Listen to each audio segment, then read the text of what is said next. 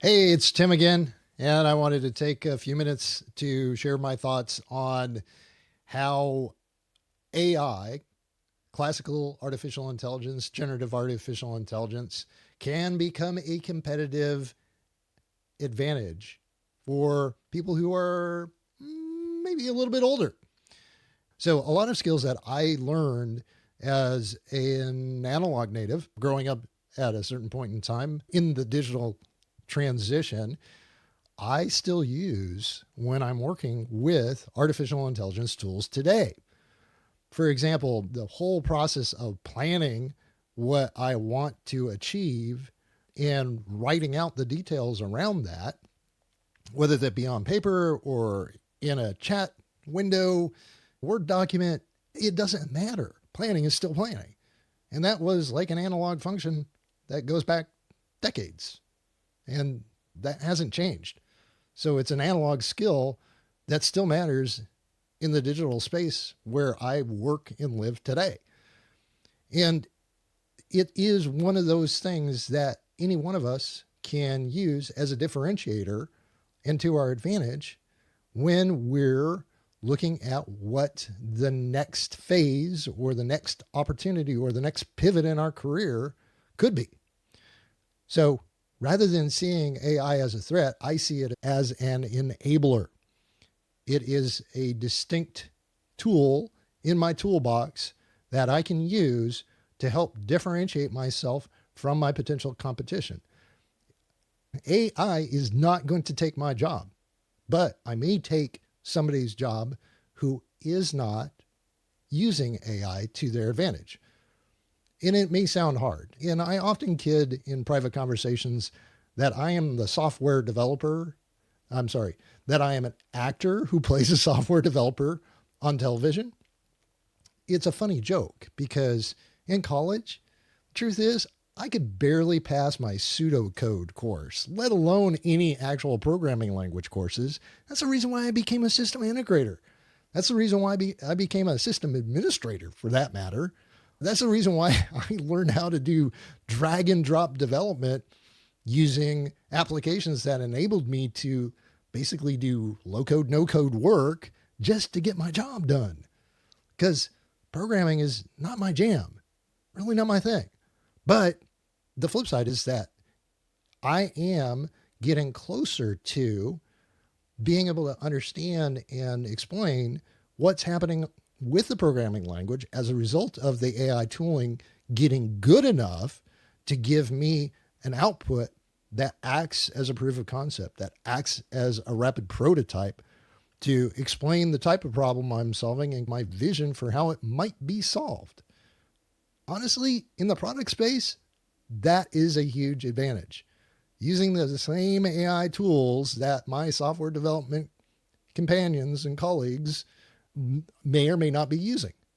So I'm embracing this for what it is.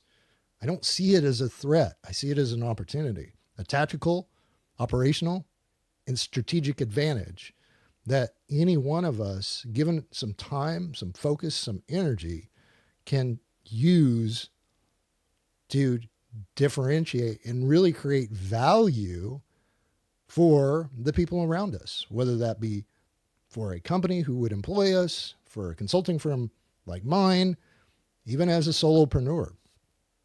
I feel like the jury's still out on some platforms and tools that are out there that are definitely heavily invested in the use of generative artificial intelligence, but that's okay. They'll get better. For me, it's about understanding that there are certain constraints in place. And if I want a product to evolve, I've got to design, I've got to plan, I've got to define, I've got to express what those constraints are that I envision that we need to overcome so that output in some form of useful software has less rework going forward as it evolves, as it scales. Notice I said scales, and this is one of my primary concerns. What can I do as a product development person on the business side of the equation to help my team with my knowledge, my understanding of the work that they perform, however limited or however deep or however wide, whatever that might look like, how can I help them be successful if I'm thinking through those considerations that they normally do naturally when I put together some sort of product requirement document or base code as a starting point, when I evolve the product backlog, when I'm looking for those highest value points where we can put 20% effort and get 80% yield to help us move the product forward and delight the people who are using the product. I look at AI and I go, wow, that's a game-changing accelerator for me, because it makes my conversations with my developers, with the folks that I work with, that much easier to have. And they actually respect me.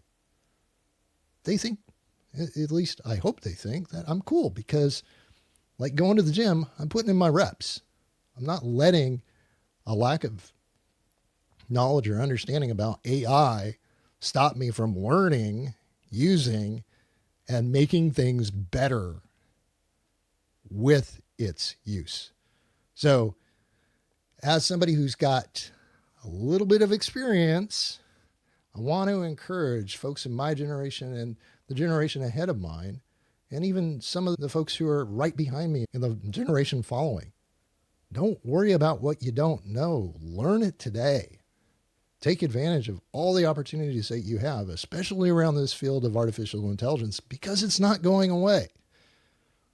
Figure out what your niche is, figure out what you're good at as far as these artificial intelligence tools are concerned, and pursue that with passion. Again, make this a tactical, operational, and strategic advantage that no one can take away from you. I know I'm doing this. This is the most exciting time I have felt in my professional career in the information technology space since I first logged onto the internet a number of years ago. So as you're breaking for the holiday season, and if you see this video on social media, you can use me as an example. Please use me as an inspiration, and know that I care about you, because I'm going through the pain and the challenges of adapting the way I work to work better, more efficiently, to be more creative in my output, to do the human things that only I can do in supporting the people that I work with and around. So take this as your permission to dive into artificial intelligence during the holiday break and in the new year, and explore, experiment, do some silly, goofy things that you may never have considered, like I have, like getting Python, I don't know, I don't want to even say proficient, but dabbling enough in Python as a programming language to be able to make heads or tails of what's actually being generated by a chatbot tool. It'll be helpful to you. Not all of us are going to be software developers. Heck, I don't want to be a software developer. Being the actor who plays a software developer on TV is challenging enough. But this is your license. This is your permission to jump into some Gemini, jump into some Chat GTP or Claude or whatever other chatbot you might be thinking about using, and ask it some silly questions, or give it a silly problem to solve that you might have been thinking about but really didn't have the technical understanding to pursue. Heck, I know that there's file deduplication applications I can download from the internet that somebody will get paid for, but why would I want to do that when I've got an opportunity to potentially build my own app? Think about that. I don't want you to be a professional software developer. I don't want to be a professional software developer, but I do want to be able to speak the same language as the people I get to work with, so that I can hopefully make their lives better as I focus on the business stuff, the planning, the execution, the difficult conversations around where the product roadmap goes from here. Those are the things that I do best. And those are the things that, if you're in a similar space as I am, continue to pursue excellence in those things, in those activities. AI is not going to replace any of us in that regard. So do what you can during this holiday break. Be encouraged. I'm cheering for you. And I think that this would resonate with Trevor Houston and Mark Elder, the co-hosts of the Who You Know show, because they are trying to always inspire folks as they're going through the job search to look at the opportunities they have in front of them. And AI is an opportunity for you, for me, for all of us to take advantage of, use as a tool in our toolbox, and really unlock genius in all of us.